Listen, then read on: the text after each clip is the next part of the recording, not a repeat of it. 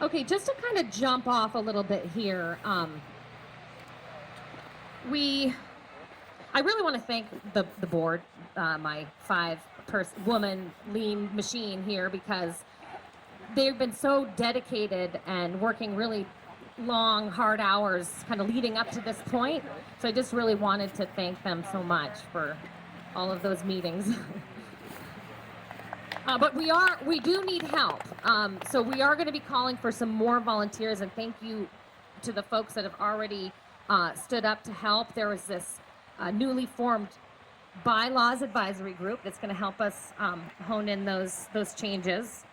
The real estate advisory group that has just been formed. And thank you, Paula, for standing up and volunteering to be the first person of that. And I think actually we nominated Peter. You're on too? Sorry, no, I'm just kidding. And then this co-op building group. And the co-op building group is the volunteer group that's looking for the nonprofit status that is going to help the co-op building get that grant money. So at the last meeting we were at in May 15th, we talked a lot about the community center becoming a nonprofit. So we don't want to confuse people. That was a longer process since it's already established. It was easier to sort of form a new group that would then seek that nonprofit status. And that's to make the co-op eligible for all that grant funding. Excuse me, I have to press record on these phones. Hang on a second.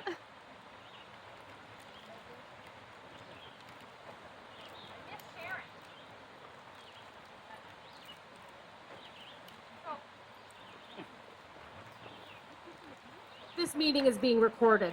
If anybody doesn't feel comfortable with that, just let us know. Maybe we can write down your clarifying question and somebody else can read it out loud. Oh my gosh. We need 2 recordings because...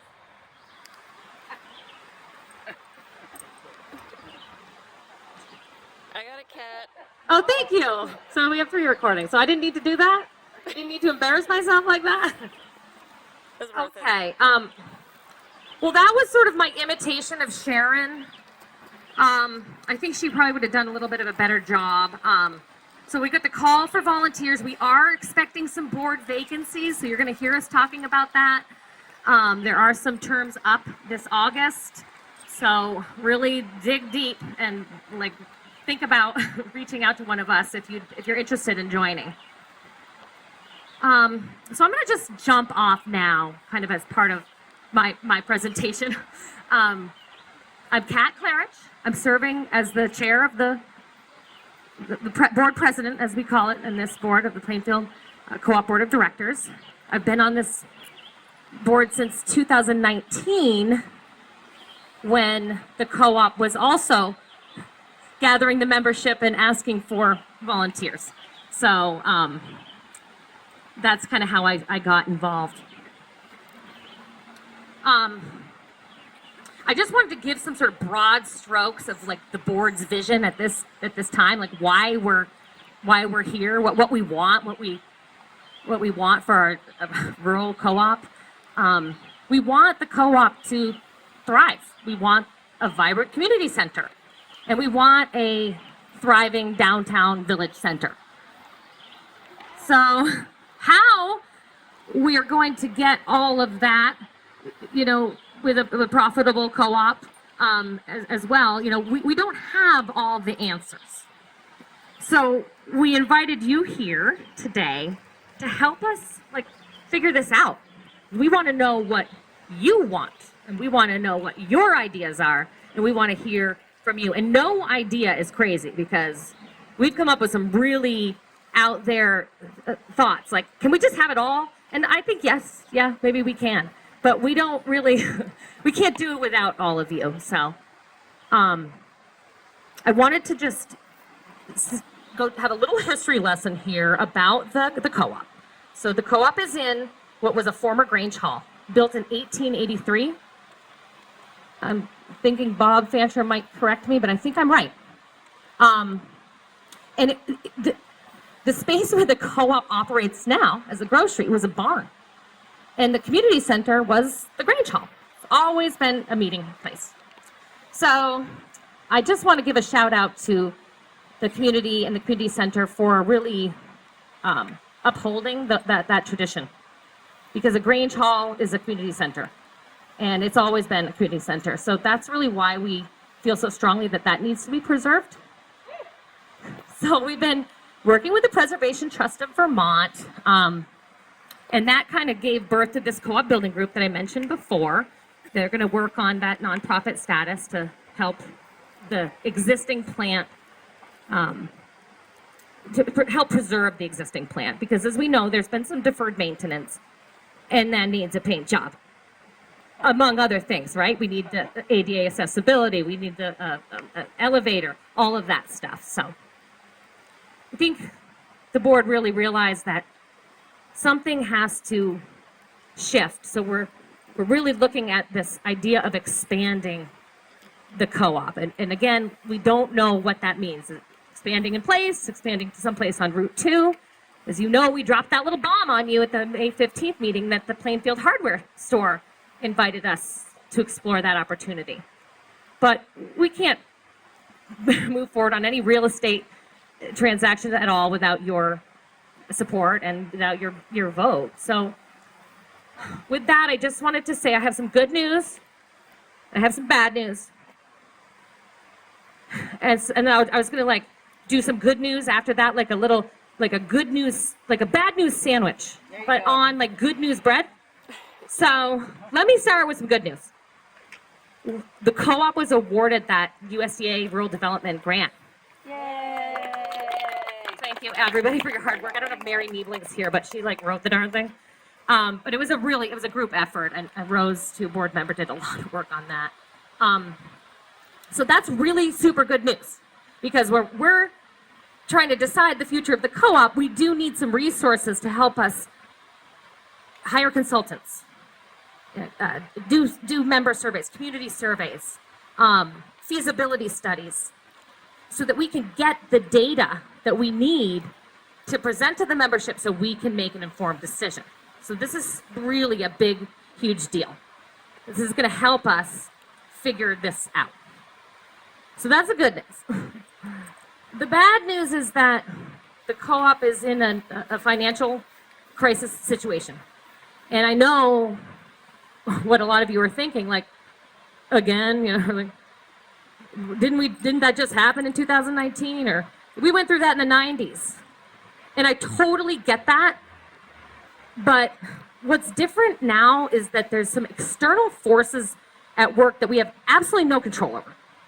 The pandemic, for one, a little rural co-op needs that.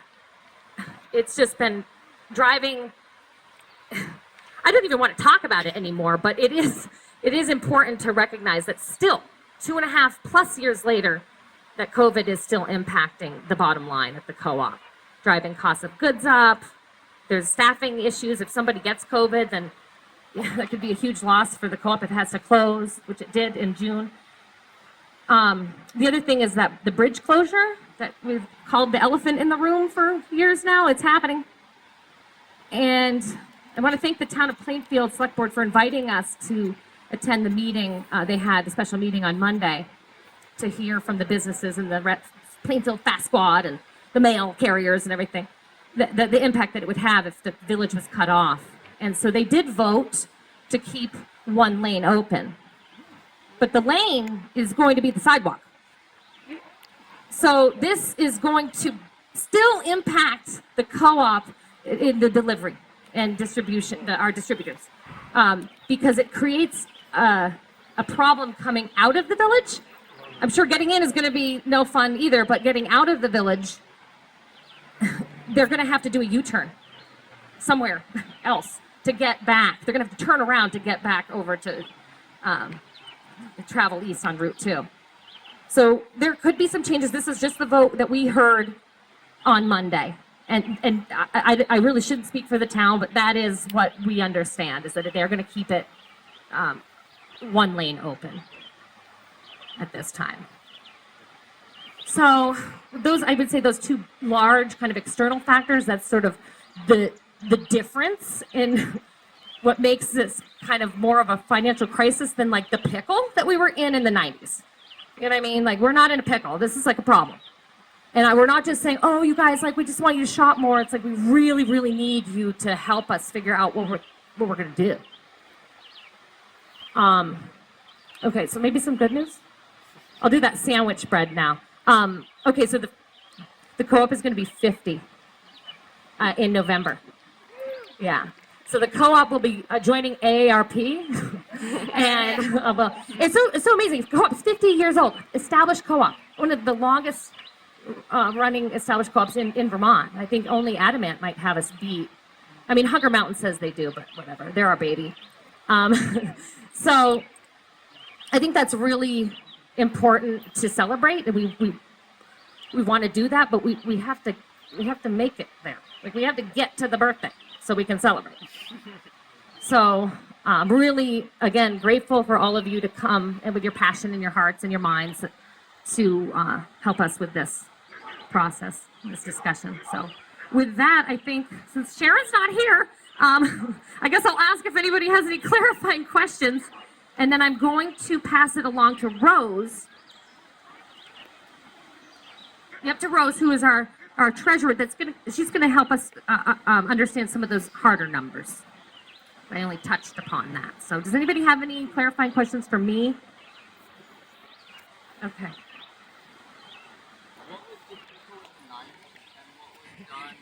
I wasn't even alive. No, just kidding. I was. The 90s, I don't know. One of our members, Jerome, told us about that. We were like, oh, we're in so I don't know. I'm sure it was just like basically, and I'm sure Peter can attest, it's just a roller coaster ride. And we've used that word. The little engine that could, the co-op chugging along. There's always some financial strife in the co-op. But what I'm saying is that this is a little different. I think my question is, what could we learn from what was done that was worked well, and what was done that maybe wasn't enough now? Okay. So what you're asking is what has been done and what we could learn from it during the past. Yeah, I think that's a really good question, and I'm hoping that maybe some of the founding members might have some thoughts on that. But I think that's what sort of makes tonight so important, is that we keep on trucking along, but then right when we think that we're doing okay, like something happens and we're in the red again, and it just seems like something has to change.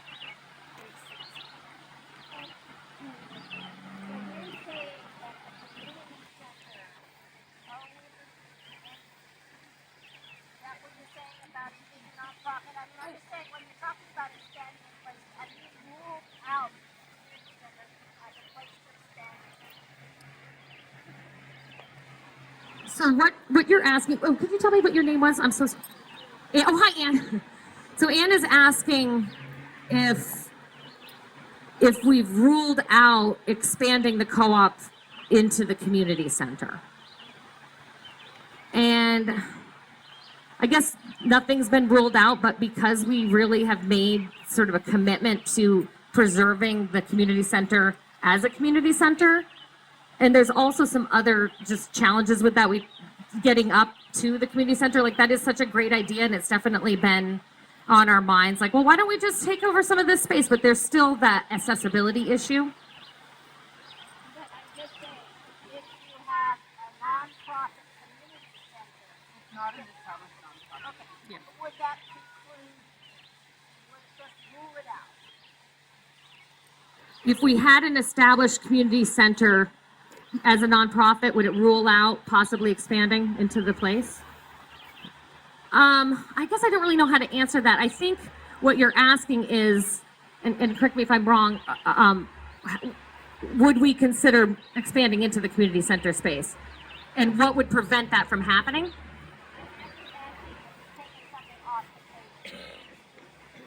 Does anybody else want to speak to that on the board? How your opinion of that? Have we taken expanding into the community center off the table? I mean, right now, it's not really part of the discussion. Yeah, because we're committed to preserving the community center.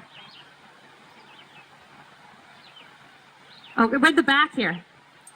Okay, Debbie, with a clarifying question, you mentioned the Plainfield hardware store and then you didn't say anything else. Just Oh, yes. clarify what you were saying. So she's asking just to kind of elaborate a little bit on the Plainfield hardware store. And thank you so much. You kind of had to be at our little bomb drop meeting on May 15th. And we're going to be talking about it a little bit more like in the upcoming newsletter. But basically, the Plainfield hardware is for sale. Plainfield hardware store. And the owners reached out to the board directly and said, hey, we're retiring. We really think this could be a great space for you. Do you want to talk about it? Do you want to explore this possibility? We were like, yeah, sure. Like, we'll talk about it. And we did tour the property. We did look at their financials. A volunteer accountant did that for us, so we didn't have to spend any money on that. But we couldn't really go any further than that because it's a huge real estate transaction and we're just not prepared. So we just said, let's get this grant and get the resources we need to hire the consultants, to do the feasibility studies, to really help us figure out if it's even feasible to move to a Route 2 location like Plainfield Hardware. Now, Plainfield Hardware might be off the table because it might have sold already, for all we know. But the Plainfield Hardware ticks a lot of the boxes that we discovered would be of value when we did the 2018 marketing study. So that marketing study sort of said, square footage, about 3,000 square feet, parking, visibility. So that's why we were going to use the Plainfield Hardware as the sort of model when we do the feasibility studies. And hopefully some other properties as well that might be an option that we could explore those as well. Did that answer your question? Okay, fine. All right, I see it. Oh, right here in the front. Denise, perhaps the answer to this question might help answer Ann's question, but I'm a little confused about the community center nonprofit. Is that to make the whole building a nonprofit? And if so, would then the community center rent to the co-op? Right. So she's asking if about the community center nonprofit status and like what that kind of looks like. So that's such a good question because actually the community center would not be the nonprofit. The nonprofit would be this co-op building group, and that nonprofit status would allow them to get grant funding to help fix up the existing plant. So as far as the leasing and all that stuff, we will know a little bit more on that after a deep dive conference that is happening, that the Preservation Trust is putting off. So we'll be able to answer a lot more questions about that model moving forward. But yeah, that was confusing because we talked about the community center becoming a nonprofit a lot at the last meeting, and everybody was excited about it. But the community center doesn't need to become the nonprofit. The co-op building group can, and it will have the same outcome, which we hope would be a win-win-win. Betsy? I don't know, people still want to hear a brief history. This is my brief history. Go to the mic. Betsy wants to do brief. Oh God, the mic. Oh, George, I think your car. Your car. So we're kind of running a little bit over time on my section because we don't have Sharon. Hi. Okay. Well, my brief history is maybe out of order, so people can fix it if you remember. But I think we were at a similar juncture sometime in the late '90s, in the early 2000s, when the co-op was not making, was not making enough money to cover expenses, and I think we made a big effort at that moment with the help of Randy and Lawrence and Connie, etc., to run numerous lawn sales in the co-op upstairs, and that seemed to have made enough money to help us get over our little our hump. At that point, it sounds little. It might have been like $5,000 indebtedness, $10,000, and that seemed to help. And then the other event that happened was that we also had the opportunity to consider moving. And there was a building available on Route 2. And so that became a discussion point that a little way split the co-op members, in my opinion.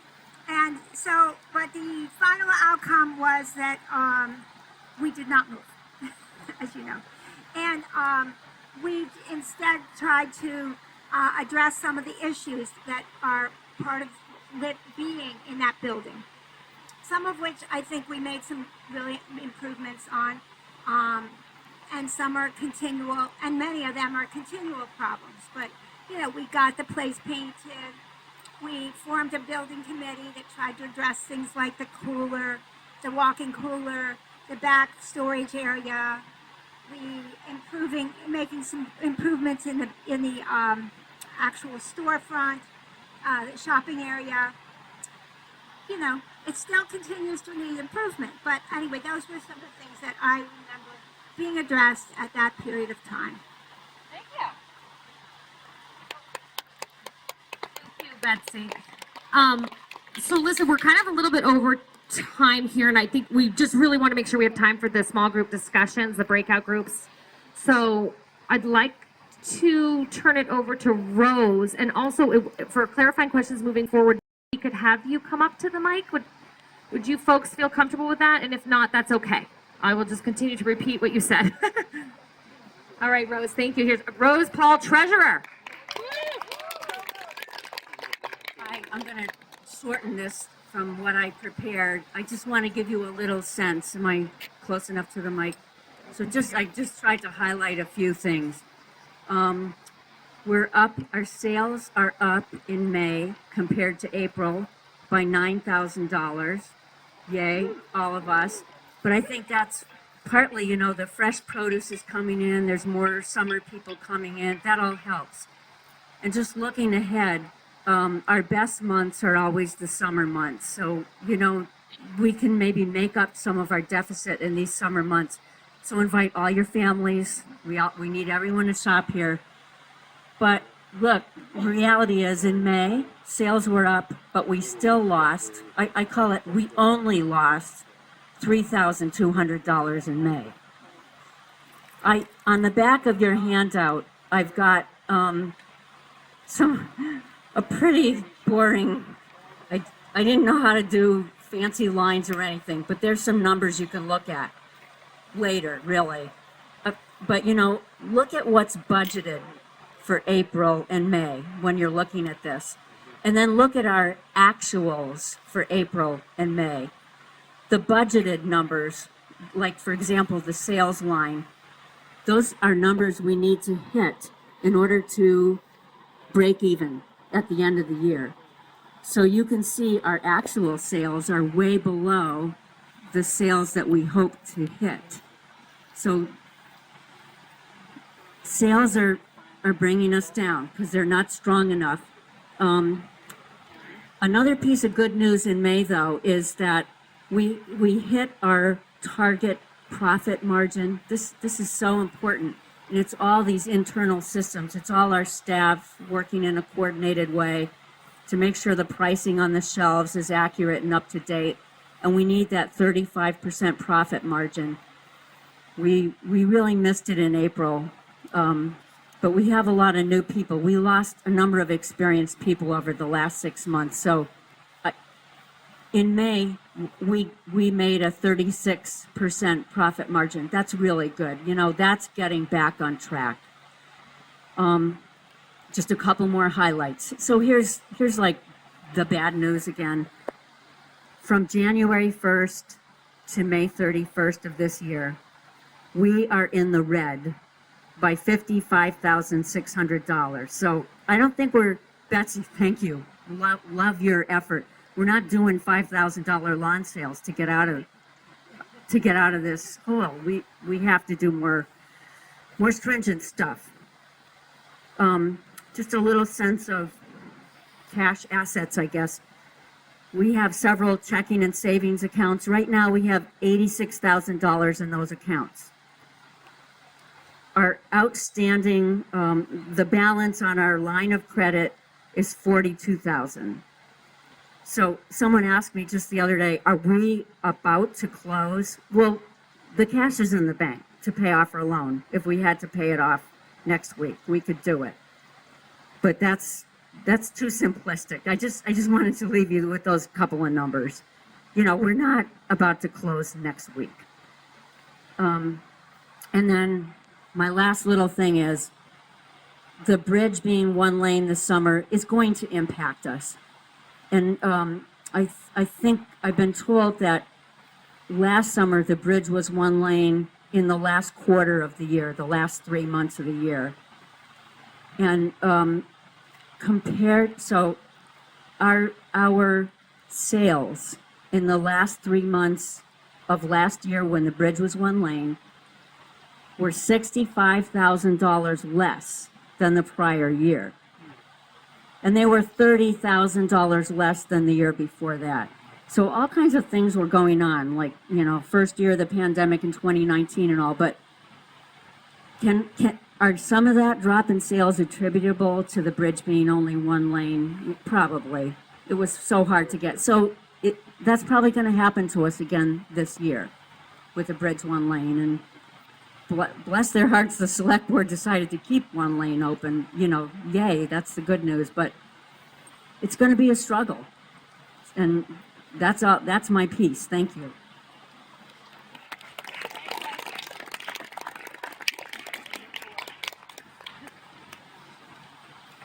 Thank you, Rose.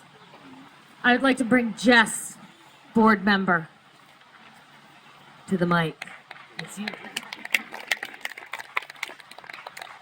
Most of my things have already been answered already.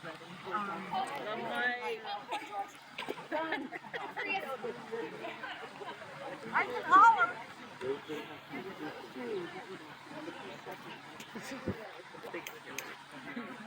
Hello? Are we good? Yes.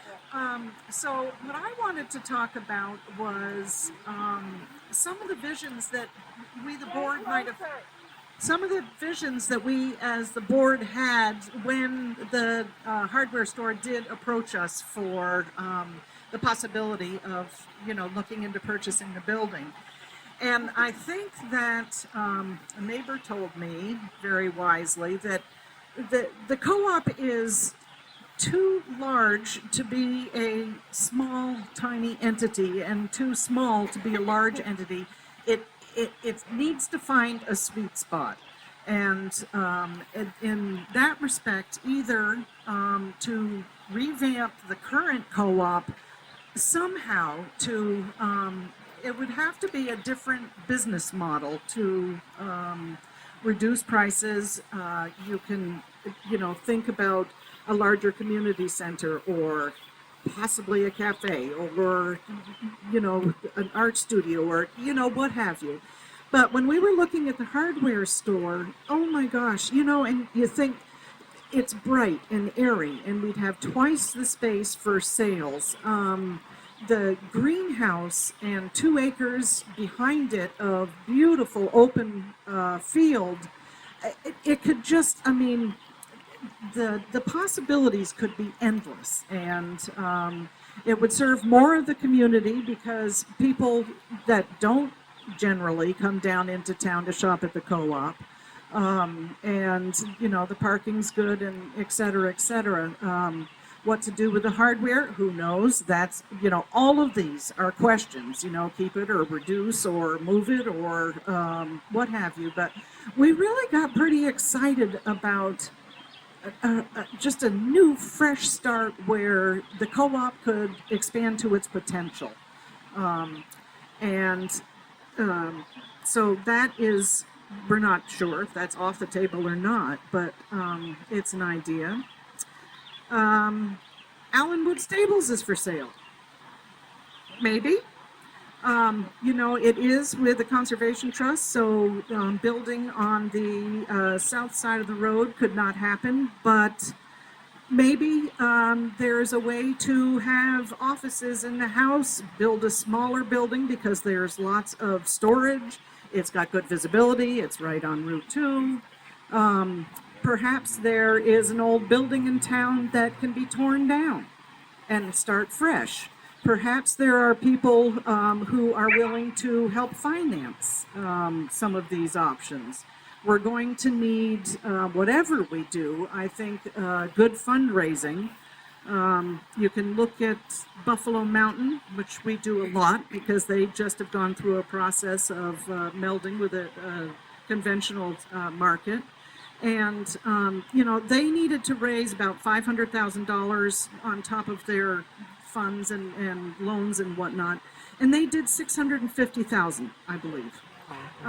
So it just, I think a lot of it comes down to enthusiasm, people stepping up. These groups need to be filled out. Board members need to come on and be strong because, I was in East Montpelier forever, but I've only been in Plainfield for a few years and coming on the co-op board last year when there were pleas. And it's the same thing that every newsletter comes out and said, we need people to come and shop more. It's my feeling that co-ops are a little different now.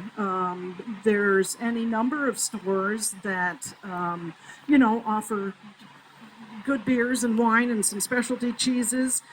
I mean, maybe we could be just a bulk item store. What's hard is the five of us on the board cannot just carry on with ideas and, trying to figure this out. I think that, like both Rose and Kat said, the co-op is in trouble. And, we all love the co-op. I live right in town, so it's so nice to be able to scurry over. But it's got to be more than that, way more than that. And, the whole board is very dedicated to really keeping the building as something community. And it just needs to have a vision of what that will be and how to make it work. I'm also volunteer up at the library, and Angela is a go-getter, and she just received a huge grant for the children's library and programming. And she said, well, you just have to ask for it. The money is out there. You need to go and find it and have the enthusiasm. So I don't know, stay, go, move, but it needs, a co-op is all of us, and, that is certainly one of the reasons why we're having these meetings to get ideas and whatnot. So, anyway, thank you.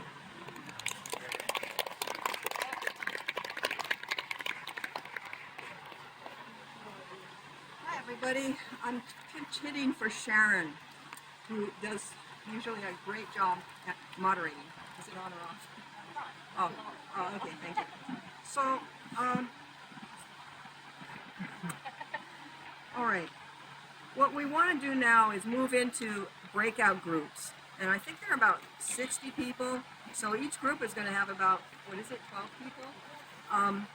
And we want to do this quickly. And the whole idea is,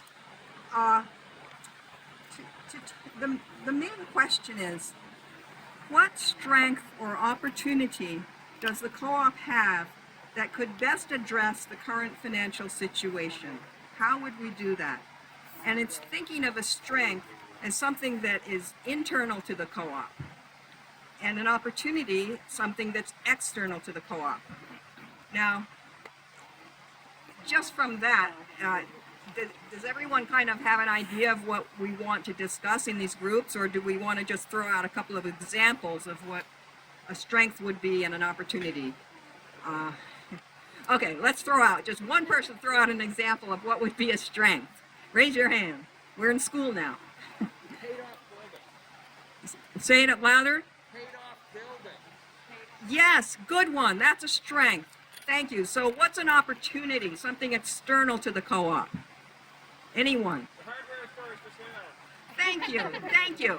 Okay, now, we would like you to physically get up now, move in. There's going to be someone who would like to keep time on this. We need a timekeeper. It can be a volunteer. Let's start now. Great, thank you. So you're the timekeeper. We have 20 minutes for this, including setting up and coming back. And who would like to hand out? We want you to write down your ideas. So I have in my hands a pad and a clipboard for 2 of the groups. And Kat, maybe you can organize something for people to write on in the other 3 groups. We want your ideas written down, and then we're going to come out back and share the takeaways to the larger group.